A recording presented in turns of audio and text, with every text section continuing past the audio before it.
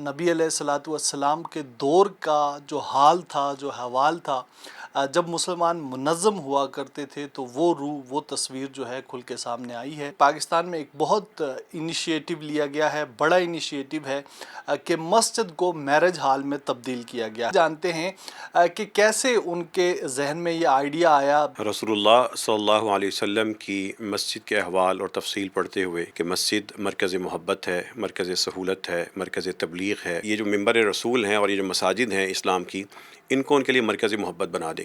تو ہم نے سادہ سے ایک شادی ہال یہاں پہ بنا دیا ہے، چند لاکھ روپے خرچ کیے ہیں، اور ایک وہ اعلیٰ سہولیات جو کسی بھی معیاری ہوٹل میں، مارکی میں ہوتی ہیں، یہاں پہ موجود ہیں۔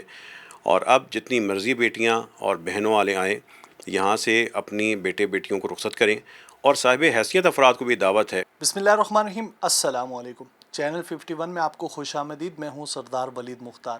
اسلام آباد جامع مسجد رحمت للعالمین میں ہم یہاں موجود ہیں، اور اگر سچ بات کہی جائے تو آج اس مسجد میں آنے کے بعد میرا تو یہ تاثر ہے کہ جو مسلمانوں کی اصل نبی علیہ الصلوۃ والسلام کے دور کا جو حال تھا، جو حوال تھا، جب مسلمان منظم ہوا کرتے تھے، تو وہ روح، وہ تصویر جو ہے کھل کے سامنے آئی ہے۔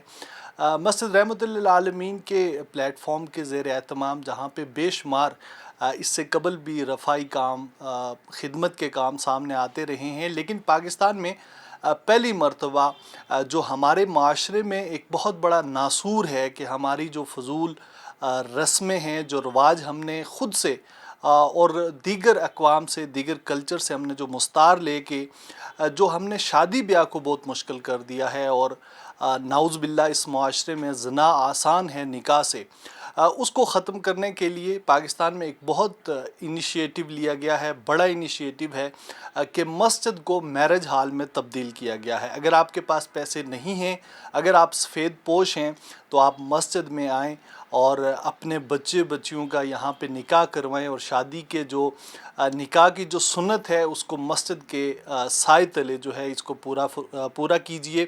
اور اس سلسلے میں مسجد رحمت للعالمین اور اس کا عملہ جو ہے وہ آپ کے ساتھ تعاون کرے گا۔ پاکستان میں اس قسم کی مثالیں بہت کم ملتی ہیں کہ جہاں پہ بے شمار ہمارے مسائل ہیں، وہاں پہ امید کی ایک ایسی کرن جاگی ہے کہ میں سمجھتا ہوں کہ ہمیں کولیکٹیولی بحیثیت قوم اس کو اپریشیٹ کرنا چاہیے۔ آپ کی ملاقات کرواتے ہیں ڈاکٹر عبید الرحمن بشیر صاحب سے، اور ان سے جانتے ہیں کہ کیسے ان کے ذہن میں یہ آئیڈیا آیا۔ بے شمار ایسے کام ہیں جو اس سے قبل بھی وہ کر رہے تھے، لیکن اسپیسیفکلی شادی کے حوالے سے اور مسجد کو میرج ہال میں تبدیل کرنے کے حوالے سے ان کے ذہن میں کیسے یہ خیال آیا۔ بہت شکریہ ڈاکٹر صاحب آپ کے وقت کے لیے۔ یہ بتائیے گا، بہت انوکھا آئیڈیا ہے اگر ہم اس کو کہیں، بہت کم مثالیں اگر ہیں بھی، تو اس لیول کی، جس لیول پہ آپ اہتمام کر رہے ہیں، پاکستان میں نہیں ہے۔ کیسے آیا یہ آپ کے ذہن میں؟ رسول اللہ صلی اللہ علیہ وسلم کی مسجد کے احوال اور تفصیل پڑھتے ہوئے ایک بڑی واضح تصویر بنتی تھی کہ مسجد مرکز محبت ہے، مرکز سہولت ہے، مرکز تبلیغ ہے، مرکز دعا ہے، مرکز شفا ہے، مرکز اخوت ہے، سنبھالنے کا نام ہے، سہارا بننے کا نام ہے، وہ مداوع کرنے کا نام ہے۔ تو ایسے ہی خواہش تھی کہ ہم اس سنت کو بھی ہم کسی طریقے سے پورا کر لیں۔ اور جب ہم نے معاشرے میں، جیسے آپ نے کہا کہ ایک ناسور بن چکا ہے شادی بیاہ کا یہ بندھن اور اس کے جو لوازمات ہیں اور جو کلچر ہے، اس میں سب سے پہلی تو دعوت ان صاحب حیثیت افراد کے لیے ہے جن کی فضول خرچیوں کی وجہ سے یہ سارے کا سارے کلچر بنا ہے، اور لوگوں کو اب ان کی نقل اتارنے کے لیے، ان پہ چلنے کے لیے وہ اپنے آپ کو قرضوں میں جگڑتے ہیں۔ دوسری طرف تکلیف دہ صورتحال یہ ہوتی تھی کہ ہمارے پاس خوددار لوگ، سفید پوش لوگ، بیوائیں، بوڑھے باپ اور محنت کش نوجوان بھائی، وہ مسجد میں آتے ہیں، آ کے جھکی نگاہوں کے ساتھ اور سسکتے ہونٹوں، لرزتے ہونٹوں کے ساتھ پیار سے کان میں آ کے کہتے ہیں کہ ہمارے گھر میں بیٹی بیٹھی ہے، بہن بیٹھی ہے، ہم خدارہ مانگنے والے نہیں ہیں، ہماری عزت کے ساتھ، خاموشی کے ساتھ مدد کر دیجیے۔ ہم اپنی مسجد فنڈ میں سے اگر 5-10 ہزار ان کو دے بھی دیں تو یہ مسئلے کا حل تو نہیں۔ وہ ایک در پہ آئے ہیں، ان کو ابھی 100 در پہ اور جانا ہوگا۔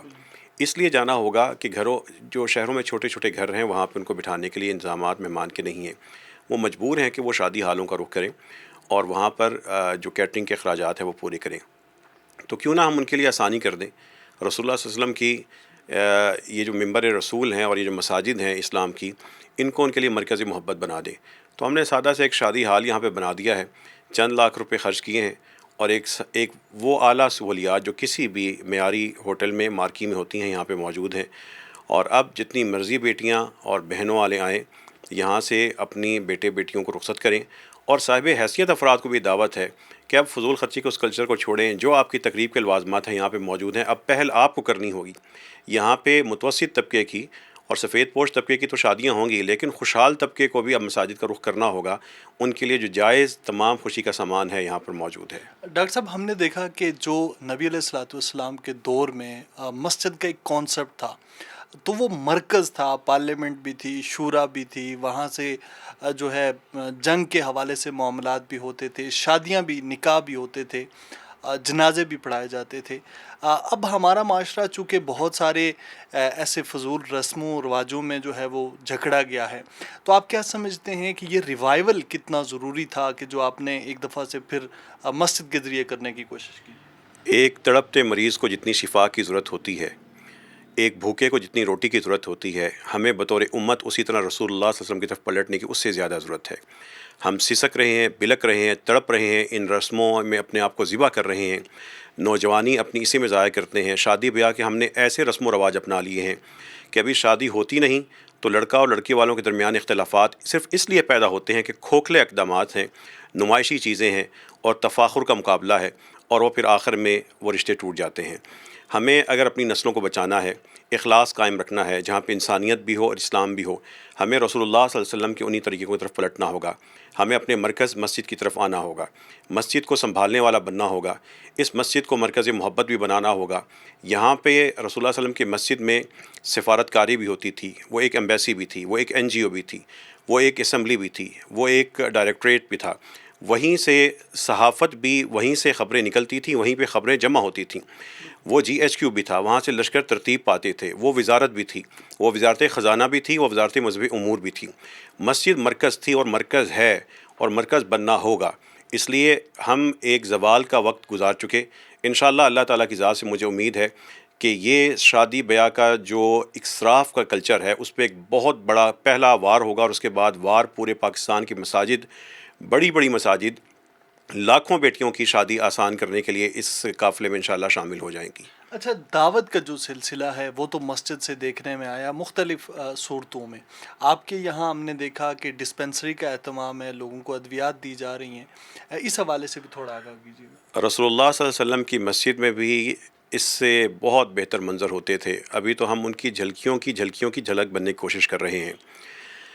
یہاں پر اگر کوئی شخص بھوک کا شکار ہے، اس علاقے میں اعلان ہے کہ وہ کسی گھر پہ جا کے مانگے نہ، مسجد رحمۃ اللہ عالمین آ جائے، یہاں سے کھانا ملے گا. اگر کوئی بیمار ہے، اس کے پاس علاج کے پیسے نہیں ہیں، یہاں پہ آ جائے، ڈاکٹر موجود ہیں، مسجد کلینک کھلا ہوا ہے، ڈاکٹر سے اپنا مرض بتائے، اپنا علاج کروا لے. اگر اس کے پاس دوائی کے پیسے نہیں ہیں تو مسجد فارمیسی موجود ہے. اس نے اگر آرام کرنا ہے تو یہاں پر ایک خاص جگہ آرام کے لیے مقرر ہے. وہ تھکا ہارا شخص ڈرے نہیں، پورے اعتماد کے ساتھ اعتکاف کی نیت کرے، سو جائے، لیٹے اور اللہ سے اجر پالے. اگر کسی نے اپنے بیٹے اور بیٹیوں کی تعلیم کے حوالے سے پریشان ہے تو یہاں پہ مسجد ٹیوشن سینٹر کا سلسلہ الحمدللہ وہ بھی قائم ہو رہا ہے. اگر کسی کے گھریلو مسئلہ ہے تو یہاں پہ مسجد فیملی کونسل موجود ہے. ناچاکی اختلاف کی صورت میں یہاں پہ آئیں، یہاں پہ ان کو رہنمائی کرنے والے موجود ہوں گے. اور اگر کسی نے اپنے بیٹے بیٹیوں کی، رشتہ داروں کی، کسی کی بھی شادی کروانی ہے تو مسجد معراج ہال موجود ہے.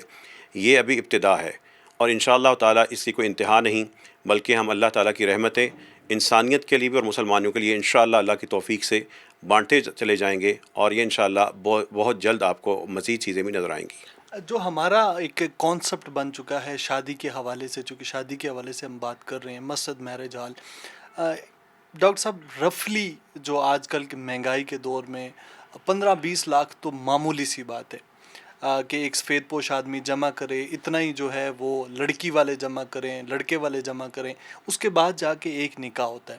نبی علیہ الصلوۃ والسلام نے تو قرآن کے بدلے میں بھی نکاح کروایا.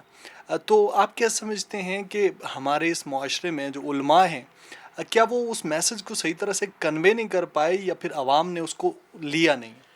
دیکھیے، علماء کرام نے ہر دور میں اپنے فرائض ادا کیے ہیں. ہم یہ کہہ سکتے ہیں کہ وہ ایک خاص حد تک اگر ہم رک چکے ہیں، آگے نہیں بڑھ پائے تو یہ تو بات ٹھیک ہوگی، لیکن علماء کرام نے کسی بھی دور میں اپنے فرائض کی ادائیگی میں کوتاہی نہیں کی۔ دوسری طرف یہ صورتحال ہے، اللہ تعالیٰ جیسے قرآن میں فرماتے ہیں کہ ہم نے لوگوں پہ ظلم نہیں کیا لیکن وہ اپنی جانوں پہ خود ستم ڈھاپتے ہیں۔ اصل مسئلہ یہ ہے کہ ہم اپنی جانوں پہ خود ستم ڈھا رہے ہیں۔ ہمیں ظاہری چکا چوند زیادہ اچھی لگتی ہے لیکن دیر پا اقدامات اچھے نہیں لگتے۔ اس لیے ہم اپنے غریب، متوسط اور سفید پوش طبقے کو بھی دیکھیں تو وہ مجبوراً چاہتے ہوئے یا نہ چاہتے ہوئے انہی رسم و رواج کا حصہ اس کو یا تو بننا پڑتا ہے یا وہ بن جاتا ہے۔ ایسے میں وجہ یہ ہے کہ ہم ان کے لیے کوئی متبادل نظام عملی طور پہ کھڑا نہیں کر سکے۔ میں یہ تسلیم کرتا ہوں کہ ہم نے خطبے اور وعظ اور دروس بہت دیے ہیں، لیکن اس کے ساتھ ہمیں تبلیغ کے ساتھ ہمیں اب تدبیر بھی کرنی ہوگی۔ ہمیں لوگوں کو ایک اسلامی موقف بتانے کے ساتھ ساتھ ان کا سہارا بھی بننا ہوگا۔ جیسے رسول اللہ صلی اللہ علیہ وسلم کے پاس ایک شخص آیا تھا، تنگ دستی کی شکایت کی، آپ نے اس کا سامان بیچ کر اس کو کلہاڑا لے کے دیا اور کہا کماؤ اور آ جانا۔ اسی طریقے سے ہمیں بھی لوگوں کو ایک پورا نظام بنا کے دینا ہوگا کہ ان راستوں پہ چلنا شروع کر دو۔ تو یہ بنیادی طور پہ ایک نظام بنانے کی کوشش ہے۔